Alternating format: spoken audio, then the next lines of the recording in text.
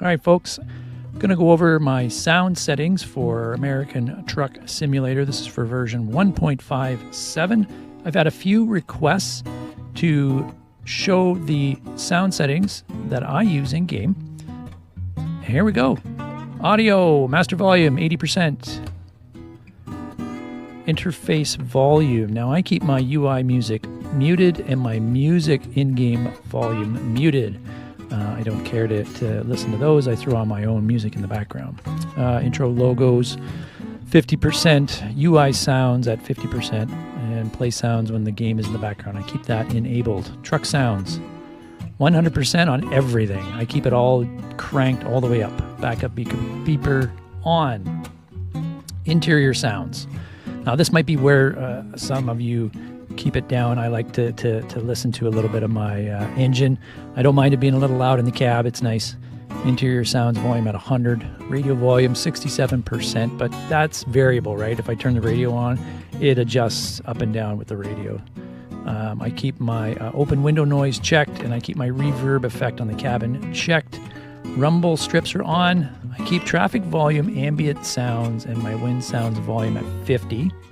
Reverb effect checked on the environment. Voice navigation, I don't really use it.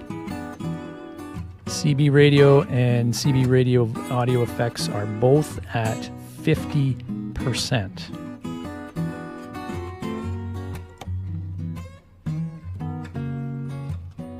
Now, here's might as well double this with my truck physics settings so you guys can see how everything is set up here. Key point to this, though, is that I do use on all my profiles the Zeemods physics for the wheel, and I also use the Zeemods master reverb effect. So all of the settings, both sound and in-game physics settings, are tweaked and tied to those two mods, and they are available on Zeemods website. These are in line with the minimum settings that the Zeemods physics mod provides for you in the manual. Some of them I do tweak, though, up to preferences, but for the most part, it's all pretty much the same as what the physics mod manual from Zeemods says. So truck stability at 40, cabin suspension stiffness at 20, suspension stiffness at 20, drive shaft torque at 90. I like seeing that cab sort of torque and twist as we pull away. Braking intensity at 100. Air brake simulation and realistic fuel consumption checked on, along with cabin accessory physics. Yep. Uneven surface simulation at 85%. Some of my other ones there. Then we'll go to controls. Here's where the other settings for the physics mods come in. For the wheel. Okay, so steering, the controller. Steering sensitivity, 0.5.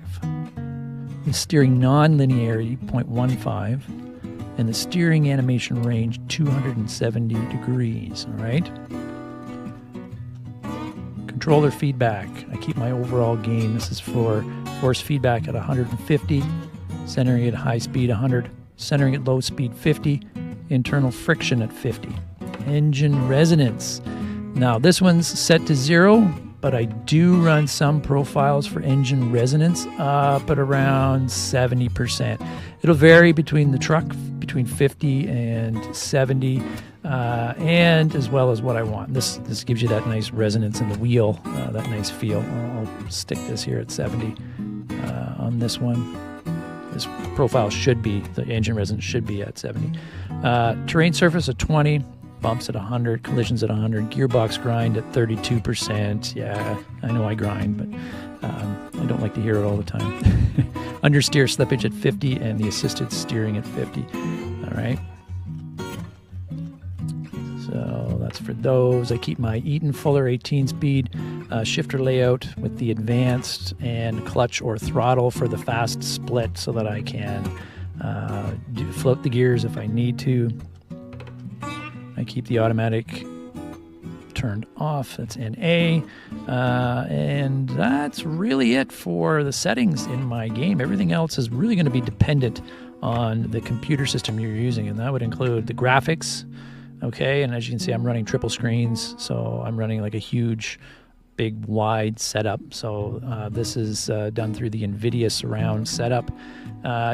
This is how I have it configured, and I find it very easy to set it up without having to go into some of those multi-monitor mod setups. If you just do the surround, and then when you get into your cab, just use your